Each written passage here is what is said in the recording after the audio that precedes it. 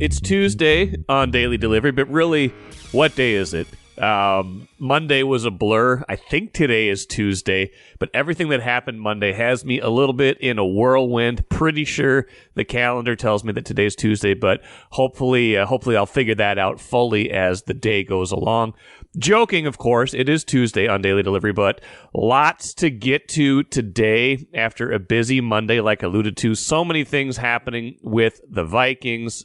Kirk Cousins is leaving for Atlanta. Sam Darnold coming in on a one-year deal that happened after midnight. They've already made some additions this morning. They added a whole bunch to their defense yesterday as well. I will get to all of that in a little bit here. I'll talk to Youngblood about women's basketball, Gophers women's basketball, Caitlin Clark, WNBA. I will share that in a while as well. And we'll get to an interesting new addition on the Wild as well, Marat Husnudinov. I'll get to that here in a bit as well. First, though, what I missed, like I said, we got to talk Vikings. I know we talked Access Vikings on Monday night. Check that podcast out. A lot happened even between then and now, even though we recorded pretty late into Monday evening. But here are my big takeaways from the biggest news, which is that Kirk Cousins is leaving for Atlanta. Number one, this is the most impressive thing that Kwesi Adofo-Mensah has done in his time with the Vikings. What I mean by that is he leading the way. I think it was him leading the way with this. Could have been somebody else, but I think he was driving this mostly. He drew a line. He said, you know what? We like Kirk Cousins. We like what he's done here. We believe he's a good quarterback. But there's a line that we won't go past when it comes to the money, when it comes to the terms of the contract, because this is a 35, going to be 36-year-old quarterback coming off a major injury who is always been pretty good, always been above average, but has never been great. He was playing well at the time of his injury. He's played well in a lot of stretches in his career. He is definitely an above-average quarterback. He takes care of his body. He does that. He could still have some good years left in him. I think that if he stays healthy, which he almost always does, he will be a productive quarterback for the Atlanta Falcons, and they can be very happy winning 8 to 10 games as long as he is there. Now, but what Kwesi did is said, look, we have a line. This is the line we won't cross with him. If somebody else wants to pay him more, here is our bet. We don't think somebody else will, but if they do, we are willing to say, okay, this is our plan B. We're not just going to jump up and match this. You go ahead and take your money somewhere else if you can get it somewhere else. That was exactly how to play this. This is what needed to happen. That was exactly how to play this, right? You can't have Kirk Cousins keep occupying massive amounts of your salary cap for what he is. He's not a great quarterback. He's never lifted you beyond anything more than being okay. 2 playoff appearances in 6 seasons. You can say they might have made it last year. They were 4-4 when he got hurt. I know they were playing better. They were 4-4. There are no guarantees. They started the year 1-4 with a fully healthy Kirk Cousins, with a fully healthy Justin Jefferson. Like, this was not like some amazing machine last year when everybody was healthy, when Kirk Cousins was playing. People like to have revisionist history. Forget that. They were okay. They were fine last year. So they say, look, we're not going to go any further with this unless we get it on our terms. And that was exactly how you had to play it. If Rick Spielman was still here, they'd still be paying Kirk Cousins $40 to $50 million now. Started out at 28 when he first signed here. It would be over 40 now, like what he got with the Falcons. They'd still be paying him. They'd still be on this treadmill of, hey, we might be decent this year. Maybe we can compete for a playoff spot. 2 playoff appearances in 6 years, 1 playoff win. That is not the mark of a team that needs to be paying a veteran quarterback top dollar this time. No, thank you. Kwesi did it. He said, look, we have the line in the sand. We're not going past it. And they didn't. So good for Kwesi. He's had some rough stretches the first 2 years here. His 2022 draft was terrible. Some of his free agent signings last year, Marcus Davenport, awful. You're not going to hit on everything, but he's had just as many gutters as strikes, probably more gutters than strikes so far. The T.J. Hawkinson trade was good, although it cost him a lot of draft capital. The Jordan Addison signing. The Jordan Anderson draft was very good. Some of the other free agent moves they made on the fringes have been pretty decent, picking up guys like Byron Murphy Jr., things like that. They've done okay. They've picked up on the fringes, but this was the defining move of his tenure so far, and he played it right. So I've got a blank slate with him. I'm saying, okay, everything he's done to this point, I'm willing to say, okay, now is when we really find out, because now he and Kevin O'Connell get a chance to pick their quarterback. Now they get a chance to kind of hit reset, hit refresh, get that cap fully in order, and you already see the ripple effect with some of the signings they've already made, and we'll get to that in a minute. You see the ripple effect, so you can see how this thing is going. I don't think 24 is going to be pretty, and we'll get to that again in a minute too. I don't think 2024 is going to be pretty. I think they can be okay in 2024. That's not what they're playing for. They're not playing to tread water and be in the mix, to be in the hunt graphic every year. They're playing for something better 2, 3, 4 years from now, and that's what you have to do at this point in your trajectory. So good for Kwesi. Now, how much of this, though, is Atlanta saving the Vikings from themselves? I made this point on Access Vikings. How much of this is them just flat out saving the Vikings for themselves? Because I don't understand what exactly or who exactly Atlanta thought they were bidding against here. You heard the report Sunday. Denver has dropped out. They're not interested in Kirk Cousins. The Vikings definitely had their line in the sand, what they were willing to do. Everybody knew that.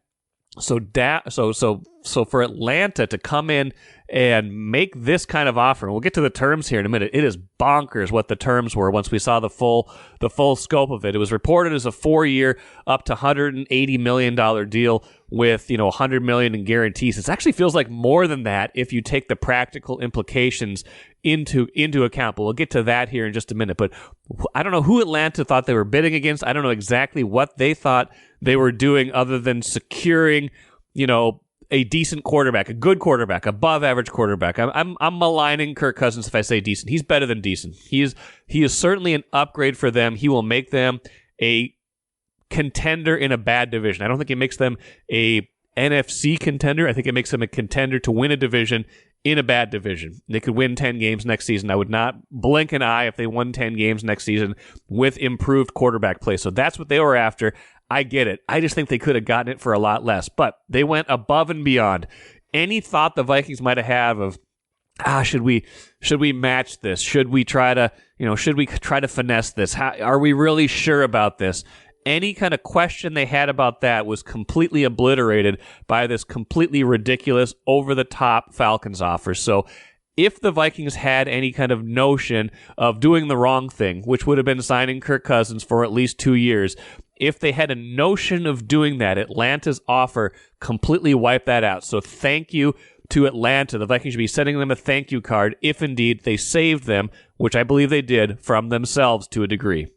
So the terms of the deal are fascinating to me. Ben Gessling reported these late Monday after we recorded Access Vikings. And, this doesn't matter so much. This was already going to be a wild, kind of outlandish deal that the Vikings wouldn't have come close to matching. But when you look at the details of it, it becomes even more so.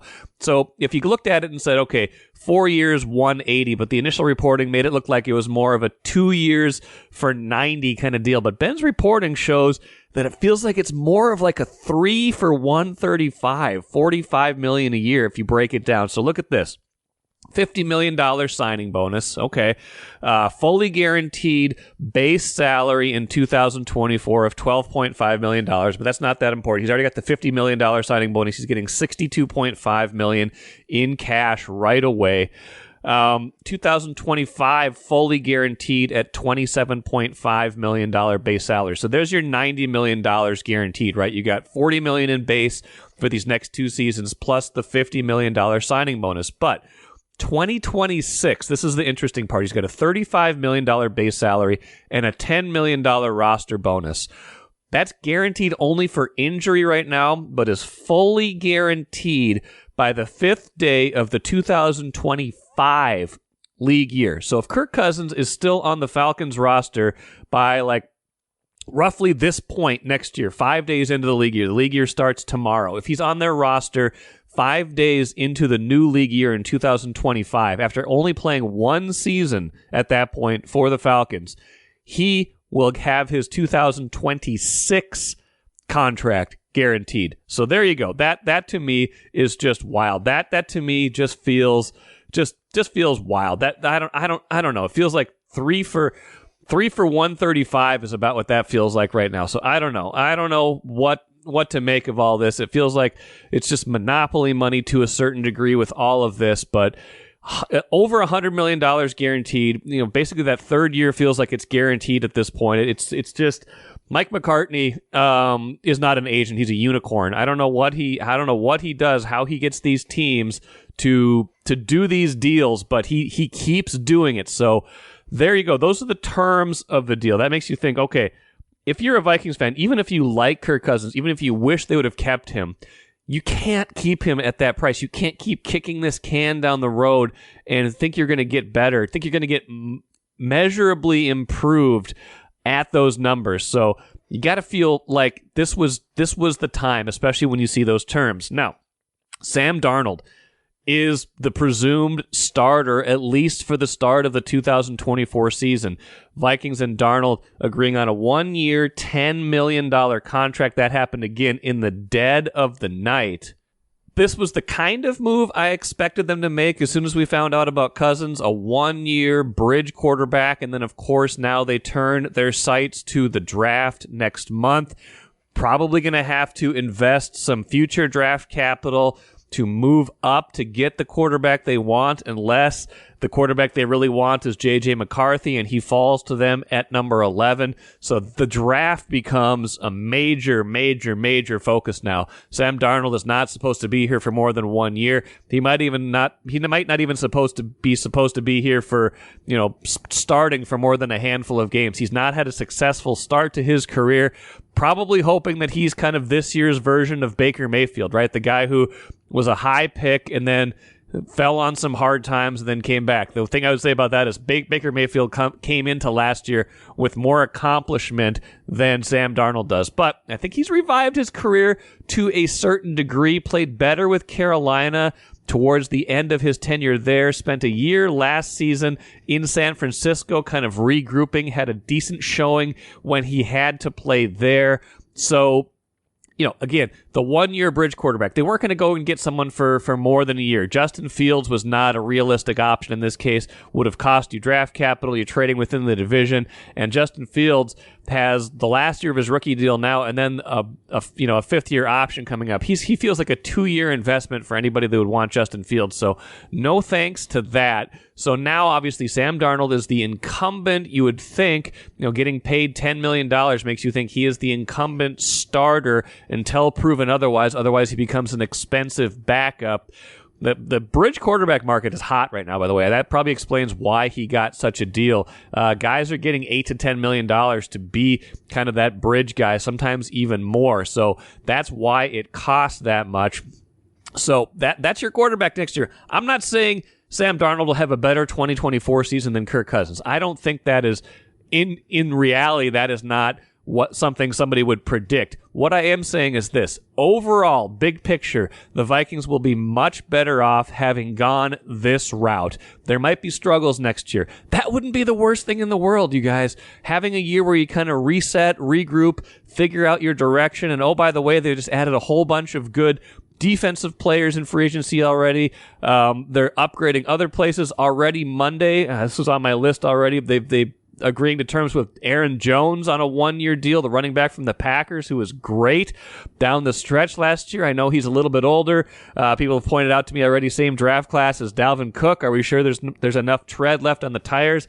Hey, on a 1-year deal, when he was good, really good down the stretch last year, I think his last 5 or 6 games, he was over 100 yards. He played really well in the playoffs. Like, this guy still has some giddy up left in his legs. If he's got one more year of relatively fresh legs, he's a really good pass receiver. That is a move that upgrades their offense as well, kind of fits into that backfield mix. So they're making some additions here that make me think they can be at least a decent team next year, regardless of exactly what they get from Sam Darnold, regardless of what they get from whoever their rookie quarterback is. But you just look at this big picture and you say, okay, This is the team they are now. It's dramatically different than what you might have thought they were going to be a month ago, dramatically different than they were going into 2023. They are going into the unknown now. Now, Kwesi Adofo-Mensah has made his bets. He was a commodities trader a long time ago. I think that background is serving him well right now. He had his price. He said, nope, we're not going beyond that. This is the direction we're going. This is the way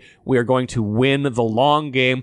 The pressure now is on Kevin O'Connell, the head coach, to get something out of Sam Darnold this year, to be the quarterback whisperer that turns around Sam Darnold's career. There's even more pressure on getting that guy, getting that draft pick that they want, identifying him, telling Kwesi, this is my guy, go get him, and then molding him into that quarterback of the future that might finally one day lead this team not just back to the Super Bowl, but to an actual Super Bowl title. Of course, something they've never done.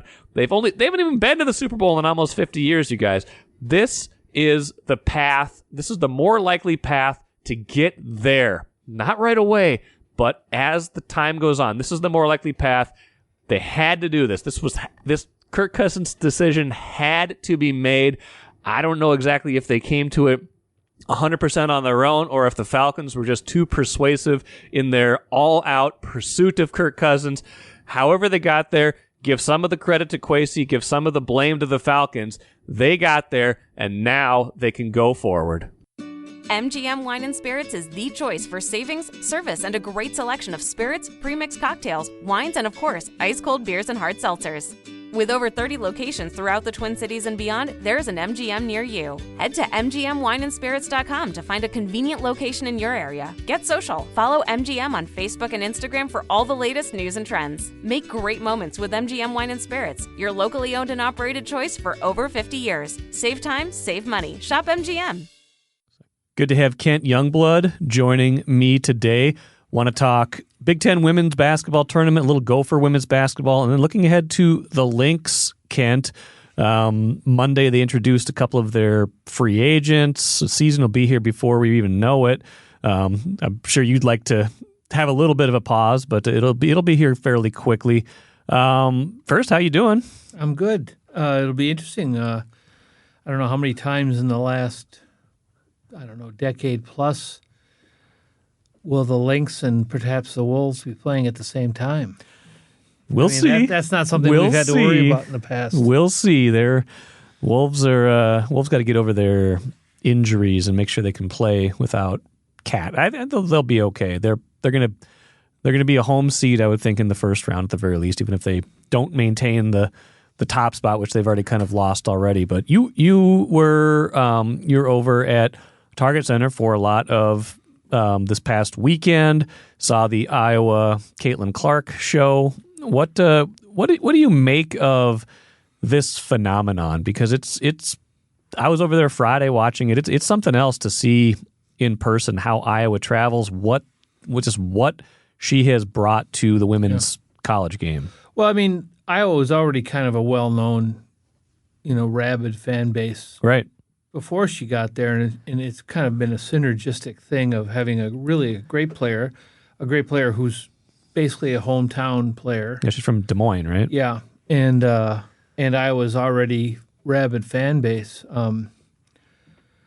That crowd is something. Yes. They don't, I think Royce said at one point that after Caitlin Clark, the thing they like the most is to complain about officiating, and there's no question about that. There's a point during their semifinal game where they had a 16-0 edge in free throw attempts, and the fans were still convinced that they were getting bad reffing. So it's something. They're rabid. There's no question about it. They must all be Vikings fans too, because they're all convinced there's a conspiracy. I think they make Minnesota fans look like pikers as far as that goes. I mean, it was just amazing to me. But they do travel. It's an amazing thing. It was a great event. I mean, the fact that they could drive 5 hours here, they filled the place up, and those semifinal games had a lot of. It was an event. It was events. Yes, and the championship game was a great one. Yeah, overtime win over Nebraska. Iowa didn't necessarily need that, but they want to win. That's 3 straight for them, and they're playing for tournament seeding too. I think that cemented a number 1 I think seed. so. I don't know for sure that, especially with USC's win over Stanford, that a loss would have given them 1 seed, but we'll have to wait a week to find out. Right. But I don't think Iowa's as good as they were last year. No. I think Clark is better. Yes. But I just don't think they're as good. I think that there are players that are really on the come. I think that Effolter, that's somebody we'll be watching for some years now. And I think that Hannah Stolke is a really nice player. But, boy, I tell you, that synergy between Clark and Cesano last year, that got him through a lot of big moments, I think now forward to this summer, with the way Clark can play with a great post, she and Boston are going to be in Indiana. Great one-two punch in Indiana. Oh, yeah. That puts them in the – they're not one of those super teams immediately, but you got those 2 players. You've got a foundation. Well, plus you have Mitchell, who's just a really good player there. Right. They'll make a jump. Yes. No doubt. You've covered women's basketball for a long time, both college and pro. Is she the best you've seen? Is the phenomenon kind of part of the narrative, and that there are college players who have been better or more dominant, or is she just that good? Well, I wrote about this a little bit before the tournament started, and Cheryl Reeve in particular, said it's the perfect combination of timing and talent. Yeah, that's a good way to put it. Kelsey Plum was a damn good college basketball player. Well, that's whose record she broke. Scored 1 million points and was a great passer. Yes. And it happened 7 years ago. Right. And it wasn't like this. No. And that's because we're at a point now where women are starting to get followed and covered and watched at a level that has never been done before, plus a great talent. And then you add in the traveling roadshow that became, and it becomes an event. And so, yes, she's a great player. I can't say that I've seen a better one. Right. I haven't covered college ball a whole lot. Yes. But I'm just can't wait to see how she plays in the WNBA. If there's a transition period, if there's an adjustment period, because she does do a lot of things well at a very high speed. She glides and she passes like a rocket, and those step back threes. And that's another thing that Reeve said. It's like she's the Steph Curry of college women's basketball. She needs no space or time. And she's shooting from 28 logos. feet, you know? Right. And people love that now. Yes. It's fun. And another thing Reeve said, I think you wrote about this a week or 2 ago, when people are saying, could the Lynx trade up to get, she's like, no chance. Like no one is giving up. Indiana would not entertain anything really for the right to have this pick. I think they tweeted their first tweet about her coming to Indianapolis about 5 minutes after. Right? After she announced her decision. Yeah, it's like no-brainer. It's why wouldn't you? Well, why would you? First of all, she's a great player. Second of all, she's going to sell a gajillion tickets. Right.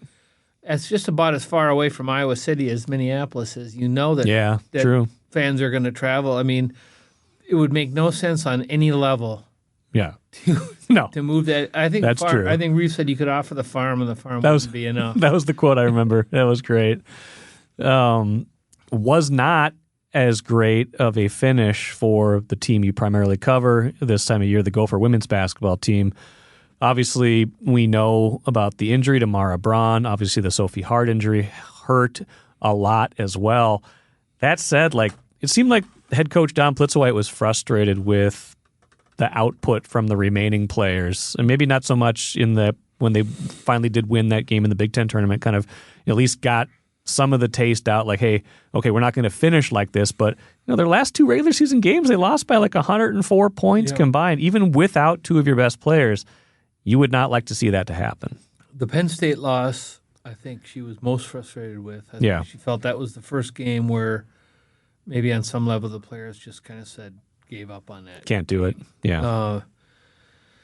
The interesting thing is, especially if you're not deep to begin with, and they weren't, Right. is that you take Mara Braun out of the mix, and you think, oh, we're going to have to find 18 points. Well, it's more than that, because suddenly Braun isn't getting the other team's best defender. Amaya Battle is. Yeah. And that's, and then Grace Kochalski isn't a third option. She's a second and sometimes first, and so she's going to get attention, and she's a freshman. So there's a cascading effect, Yeah. I think, in that. And I think that it took Battle a while to adjust to that. But if she can play going forward the way she played in that tournament. Well, she had 32 against Rutgers, with right? no turnovers. Right. That bodes well for the future if they hold on to everybody and the Kennedy Click is as good a defender as they say she is, and their incoming players are sort of, they need depth. Yes. Quality depth. Yeah. Yes. I don't know that their season's over. They could play in the Sure. postseason. It won't be in the NCAA tournament. No. But, So, I mean, everything this time of year now is clouded with that if everybody stays. It used to be you kind of knew there would be some transfers, but usually on a team that maybe has some things going for them, and they showed that they had some things going for them. Usually this, in the past, you kind of know. Now it's like transfer portal this. Yeah. You got to hang on to everybody in addition to bringing in your recruits, in addition to maybe adding in the portal. Like what do you think that mix is for them this year? Well, I think Braun via Instagram kind of indicated that she's coming back. Okay. He's the most important part of that mix. I don't, you just never know. Of course, right. But that 4 has always talked the talk about doing it at home. Right. So let's assume that they stay. They need to have Braun, Hire, Battle, Holloway. and Holloway. Yeah. They need at least one significant addition via the portal. Someone with experience, someone that kind of steady things. Is that what? I think they need an experienced player, either wing or guard, who can score. Okay. And I don't know how easy or hard that will be, but there's an opportunity. But the one thing that strikes you is especially in the Big Ten, and now I know that we're kind of getting to the end of the COVID area where there's a lot of 5-year players. Right. There's a lot of 22, 23-year-old players playing, is just how far the Gophers were from the higher echelon of that conference. There needs to be significant improvement from everybody on that roster, plus an addition from the transfer portal. I think that it won't be that difficult necessarily to get to the point where you're in the NCAA tournament. Yeah. But for this group to get to the point where it's competing for a Big Ten title, there's a lot of ground there. Where you can get the kind of seed where you can get to the Sweet 16, things like that, not just get into the tournament and then, maybe win a game. Maybe win a game because you're going to kind of play a comparable team in the first round, then you're going to play a team that you're over your head against in the second round, and that's it. Which is kind of where they've been. Like that's as good as they've been for the last 15 years, right? Well, since Janelle left. Yeah, which is almost 20 years now. Her senior year was 2005. 04-05. Yeah, that's almost 20 years now. So you're right. They do have work to do. They have good recruits coming in, though, right? They've got some talent coming in. They have some highly regarded players. They have some players who can score, but they need some length on defense. They just do. That's another thing. Sophie Hart wasn't like she was a prolific scorer, but she did have some gravity down there that created some space for their outside shooters. Yeah. So I guess we'll judge this a little bit more in years 2 and 3 and beyond for Dawn Plitzowite. How do you think she feels about where they are right now? How do you feel about where they are right now? I think in the Big Ten, there's no kind of substitute for experience. Sure. And they have a bunch of they were the youngest team in the Big Ten. Okay. The youngest team. Yep. They're only losing one player in Janae Sanders, who really saw any playing time at all. Yep. And that experience has to count for something. And now you've got, especially the big three, Neo was hurt last year. Right. They've got they're going to have 60 games under their belt. Yep. It's time to really make a jump. This is the time. Yeah. Royal Credit Union's smart checking accounts offer no monthly fees and no minimum balance. Enjoy financial freedom when you open your Royal Credit Union smart checking account online at rcu.org/go-checking. Insured by NCUA. Good points, all of those. Let's talk Lynx a little bit before we finish up. They introduced a couple players Monday morning. These are signings that obviously we've known about for a little while, but what's their outlook right now? I mean, it's such an interesting league right now. We were talking before we started recording, like there's the super teams, the elite of the elite. They're trying to get back into that territory, but it's a process. It's not a 1-year process unless you hit the jackpot in either the lottery or in free agency, and you can lure players in, and they just haven't been able to. They haven't gotten that caliber yet to build around Nafisa Collier and some of the other good players they have. Well, I think Nafisa Collier is poised to become a top 5 player in the league. She had a great season last year, and she never got consistent point guard play. No. I mean, she did it all on her own. I mean, she's just a fantastic, creative player inside. So they made a trade, right? Yeah, they traded for Natisha Hedeman, Yep. who was just here as a Penn State assistant over the weekend. Okay. And they signed Courtney Williams and Alana Smith off. They both played for Chicago last year. I mean, when you think about it now, you go back to Lindsay Whalen retiring. In 2018? The point guard position has been hit or miss, mostly miss, ever since. Even when they found players who could play, they got hurt. But when they've gotten decent point guard play, they've been a very competitive team. I'm thinking back. I can't remember the name I can't remember their name. They had Crystal Dangerfield during the COVID season. Yeah, and she kind of fell off. Right. And she was Rookie of the Year, right? Yeah. And then they signed. I can't remember her name now. Their name. They've had Laisha Clarendon. Yeah, and when Laisha Clarendon was healthy, they were a very good team. Remember they started 0-5. Yes, I remember that. They bring in Clarendon and yep. Even last year when Lindsay Allen was healthy, they were fairly effective. Right. But she got hurt. Right. And so they needed to get more depth out of the point guard position and more ability to guard and pressure the ball on defense. Yeah. And they've gotten that with both Williams and Hedeman. Okay.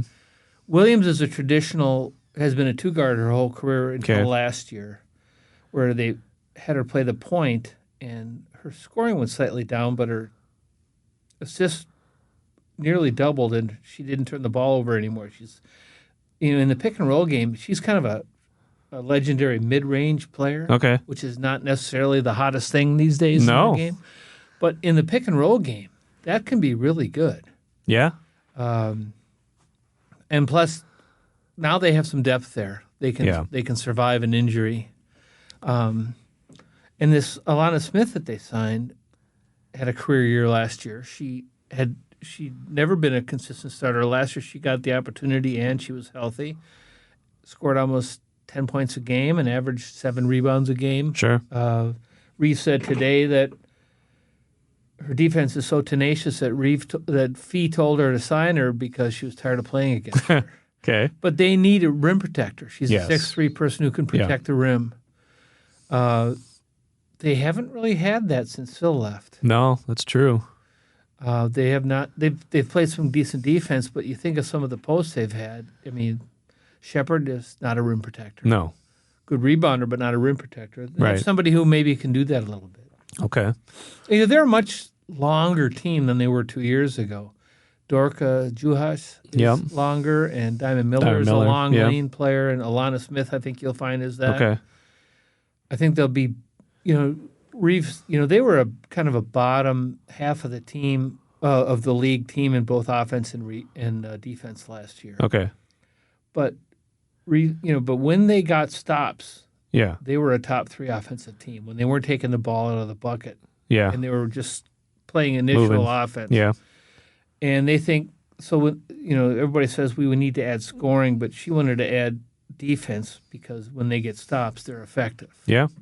And so we'll see if that works. Yeah, and it's a process, right? I mean, they were still a playoff team last year. They won a playoff game, right? Yes. They beat Connecticut in that second game last year, but couldn't pull the overall series upset. So they're still in, even when they haven't been great, they have generally treaded water and been fine. Either they failed to make the playoffs once. Just the year before they were able to draft Miller, right? And so you would think the outlook, 8 of the 12 teams make it. You'd think the outlook is they're in that mix again. It's just jumping into that next level is a lot harder than it ever used to be. Yeah, I think that, the Aces, who's going to beat them? Right. New York's darn good. Right. Connecticut is darn good. But I think that a best-case scenario would be getting a home advantage in the first round of the playoffs. Okay. Which is top 6? Top 4. Okay. Mm-hmm. So kind of being the next, kind of the best of the next level, essentially. They were a 4 seed. Yeah, that's right. In the COVID year, the bubble year, right? But they lost right away, right? Yeah, but they that was back when they were playing 1-game eliminations. I think they beat Phoenix in the elimination game, and then lost to eventual champion Seattle. Seattle or Chicago? But every game was competitive. Yeah. Okay. Yeah. So they've been good, and we'll see if they're even better this year. We just know one thing. It's a competitive rebuild. A competitive rebuild. I'd rather one or the other, but they can thread the needle if they want to. The only thing we do know for sure is there ain't no way they're getting Caitlin Clark. You get off for the farm, right? And the farm. In fact, I was not to talk out of school too much, but I was kind of asked to do that story. Yeah. And when I called the coach, the first thing she did was laugh. Yeah.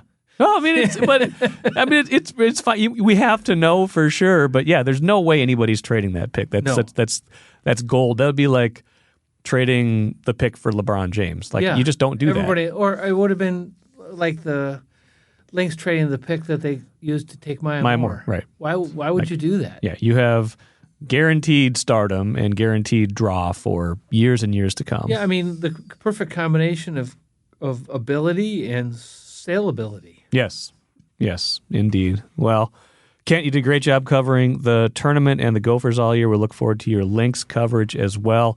Hope you get a little bit of a break here. Thanks for joining me today, and we'll talk soon. You bet. Thanks. Good stuff from Kent. As always, nobody covers women's basketball as well as Kent does in this market. He is an expert in the field. Interesting stuff on all of those teams he talked about.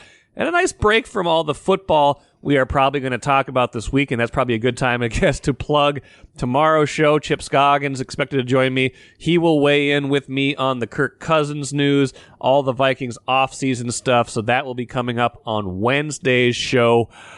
Let's finish with the cooler right now. I'm intrigued by the Wild's new guy. They've made a move. They brought in their draft pick from a couple of years ago, 2020 draft pick, Marat Husnudinov, coming in, and Kirill Kaprizov welcoming him in, driving him around, all this stuff. This is intriguing, right? Like the Wild haven't had the intrigue factor for quite some time. Obviously, they've got good young new players coming in. Like Brock Faber is a candidate for the Calder Trophy, Rookie of the Year. Kaprizov is a star in this league right now. Marco Rossi's made a leap this year. Like, they've got good players. They've got great players. They've got intriguing players. But you bring someone over again from Russia, and you're like, could this be the next Kaprizov? Could he team up with Kaprizov and be this kind of next wave? That's a lot of pressure to put on someone. We'll see exactly how good he is, how quickly he adjusts to the league when he gets into the lineup, which sounds like it could be this week. But the bottom line is I'm intrigued by the Wild at a point in their season where I probably wouldn't otherwise be intrigued, and that is a good omen for them going forward. That'll do it for me today. Like I said, Chip Scoggins on tomorrow's show. Plenty of other good stuff coming up the rest of the week. Hopefully no other Vikings news broke while I was talking, but you never know. It's been a busy 24 hours, and it does not feel like it's going to slow down anytime soon. Until tomorrow, I'm Michael Rand. Back at it then.